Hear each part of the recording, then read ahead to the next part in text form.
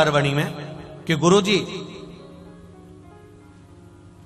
हम भगवान को याद करते हैं तो याद करने से क्या हमारा कल्याण हो जाता है? क्यों नहीं होता?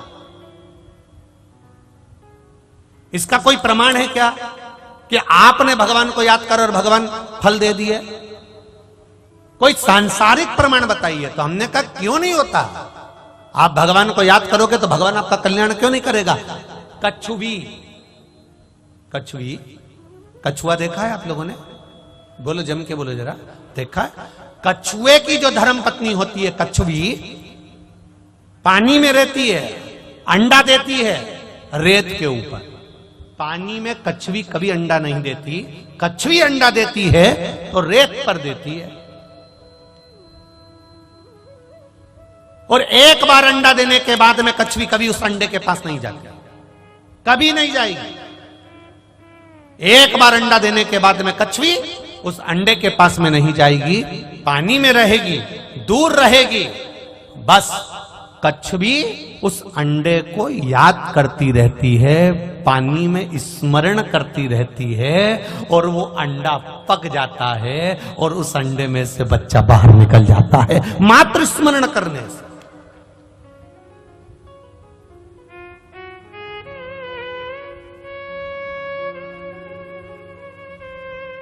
मात्र स्मरण करने से। कितना विचित्र है। यान गर्भ में 9 महीना रखना पड़ता है तब जाकर बच्चा पक पाता है। 9 महीना रखना पड़ता है। 6 महीना का भी होगा तो पका नहीं है, 7 महीने का भी होगा तो श्रेष्ठ नहीं है, 8 महीने का भी होगा तो श्रेष्ठ नहीं है, 9 महीने का बच्चा होगा तो श्रेष्ठ माना जाएगा। बुद्धि भी है, विवेक भी है, सुंदर भी है, स्वरूप भी है, शरीर भी पूरा है, इसमें कुछ कमी नहीं है। पका है, पूरा पका, गर्भ के अंदर पका। क्या हम स्मरण करते हैं तो भगवान हमारे पर कृपा दृष्टि करता? क्यों नहीं करता?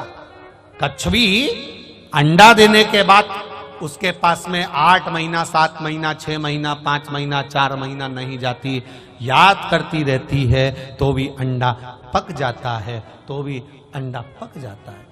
फिर गुरुजी आप कहते हो कि भगवान पर दृष्टि रखो, भगवान के चरणों पर दृष्टि रखो, तो क्या हम भगवान का दर्शन करते हैं, दृष्टि रखते हैं तो भी हमारा कल्याण हो जाता है?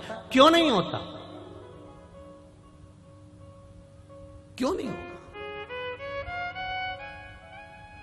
मछली अपना अंडा देती है पानी के अंदर। मछली जब पानी के अंदर अंडा देती है तो मछली उस अंडे के पास कभी नहीं जाती। तैरती तैरती मछली बस उस अंडे पर अपना ध्यान लगाती है, अपनी दृष्टि देती है। कछुवी स्मरण कर कर अंडे को पका देती है, मछली देख देख कर अंडे को पका देती है और अंडे में से बच्चे का जन्म हो जाता है। दृष्टि से भी हमारा कल्याण। दृष्टि मात्र परमात्मा के चरणों पर होगी, भगवान के चरणों पर होगी, भगवान पर होगी तो भी हमारा कल्याण हो जाएगा। महाराज फिर आप कहते हो कि कथा सुनो, कथा सुनने से कल्याण हो सकता है? क्यों नहीं होगा? टिटहरी अपने बच्चे को जन्म देती है, टिटहरी अंडे को जन्म देती है और अंडे को पृथ्वी पर पटक देती है।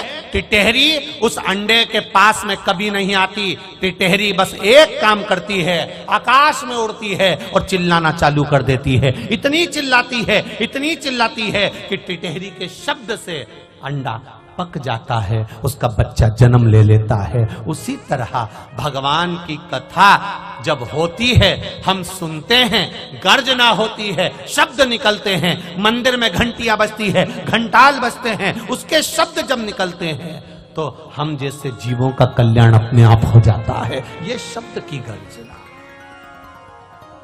और महाराज आप कहते हो कि शिव मंदिर में जाओ, शंकर जी का स्पर्श कर लो, चरणों का स्पर्श कर लो, भगवान के मंदिर की देहली का स्पर्श कर लो। स्पर्श से क्या मतलब है? हमारा कहना है मोरनी अपने बच्चे को जब जन्म देती है, मोरनी अंडे को जब जन्म देती है, तो मोरनी अपने अंडे को कहीं छोड़कर नहीं जाती, उसके स्पर्श में, उसके साथ, उसके ऊपर बैठी रहती है, स्पर्श में लगी रहती है, तो वो अंडे से बच्चा जन्म ले लेता है। हम भगवान के चरण पकड़ लेते हैं तो हमारा भी कल्याण हो ही जाता है। ये स्पर्श, स्मरण, जरा ध्यान देना। पहले नंबर पर क्या है? बोलो, जम के बोलो जरा। स्मरण, याद करना। दृष्टि, दर्शन करना,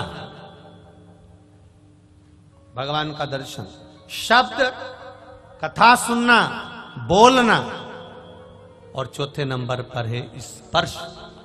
ये चार चीजों में से अगर हमने एक चीज भी अपनी जिंदगी में उतार ली तो ये निश्चित है कि मेरा देवाधिदेव महादेव आपको मिलेगा जरूर। हर हर महा